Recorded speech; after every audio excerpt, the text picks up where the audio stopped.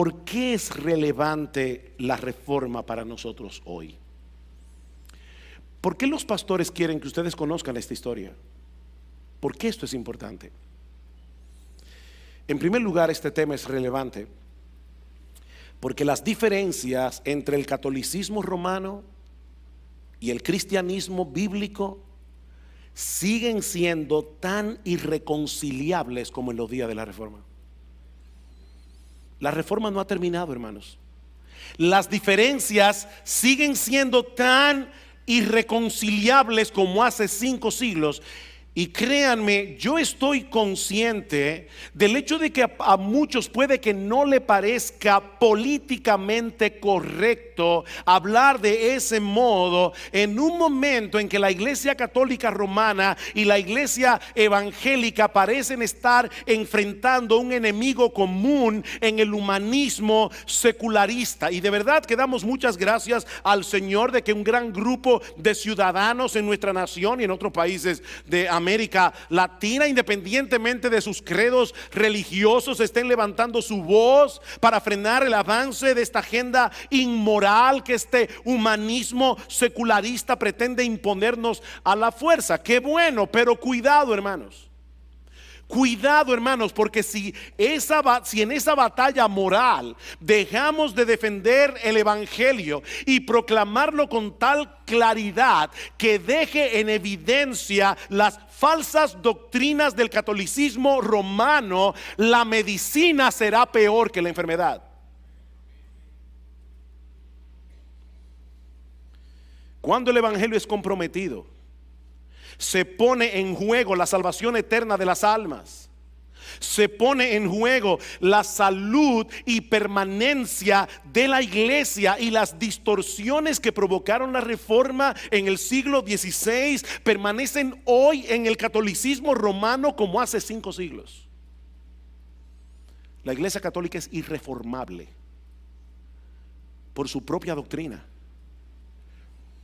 Solo tenemos que leer el catecismo que la Iglesia Católica publicó en 1994, el último, para ver cómo el catolicismo continúa sosteniendo la infalibilidad papal, que por cierto algunos dicen, pero la Iglesia Católica ha cambiado mucho después de Lutero. Sí, se ha puesto peor. Se ha puesto peor porque en el tiempo de Lutero todavía no se había decretado la doctrina de la infalibilidad papal. Eso se hizo en el Concilio Vaticano I en el año 1871.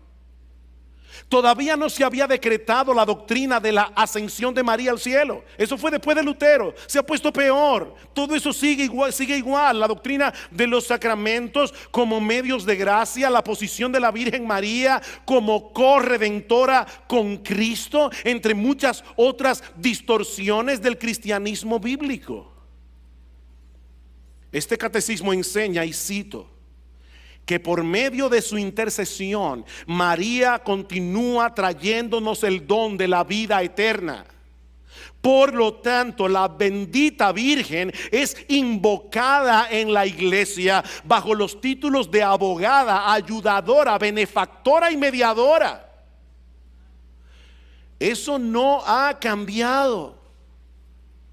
En un manual escrito para los sacerdotes dice que María, al entrar en el sacrificio de su divino Hijo a favor de los hombres, hace expiación por los pecados de los hombres. La Iglesia Católica continúa aceptando la declaración del Concilio de Trento, que no fue otra cosa que un concilio de contrarreforma. Un concilio que niega abiertamente la doctrina de la justificación por la fe. Dice en el canon número 9 del concilio, escuchen esto: si alguno dijere que el pecador se justifica con la fe sola, entendiendo que no se requiere otra cosa alguna que coopere a conseguir la gracia de la justificación. Si alguien dice eso, y que de ningún modo es necesario que uno mismo se prepare y se disponga con el movimiento de su voluntad para ser justificado, que sea anatema. Hermanos, eso es exactamente lo que el Nuevo Testamento enseña con respecto a la justificación, lo que ellos están negando ahí. Que todo lo que Dios requiere del pecador es que abrace a Cristo por la fe. Pero esta doctrina del Evangelio es declarada un anatema por la Iglesia Católica Romana. Y el Señor sabe que no decimos esto por falta de amor por los católicos o por querer generar animadversión contra los católicos. Todo lo contrario. Hermanos, es precisamente porque les amamos que nosotros deseamos de todo corazón que el Espíritu Santo les ilumine el entendimiento para que ellos puedan dejar a un lado toda doctrina humana que les impide abrazar el verdadero evangelio de la gracia de Dios en Cristo, del cual hemos sido hechos partícipes por medio de la fe sola. Así que cuidado, hermanos, porque el movimiento ecuménico que pretende obviar nuestras diferencias con el catolicismo ha tomado un nuevo impulso con la elección del Papa Francisco, tanto así que ya se está hablando de que el año que viene va a haber una celebración conjunta entre el Papa y un grupo de luteranos en la iglesia luterana sueca. Ellos van a celebrar juntos la reforma. De hecho, a mí no me extrañaría para nada que dentro de unos meses se levante la excomunión que se le puso a Lutero el Papa León X en junio del año 1520. No me extrañaría que le levanten la excomunión a Lutero. Pero como bien ha dicho alguien muy sabiamente, es mejor estar divididos por la verdad que estar unidos por el error.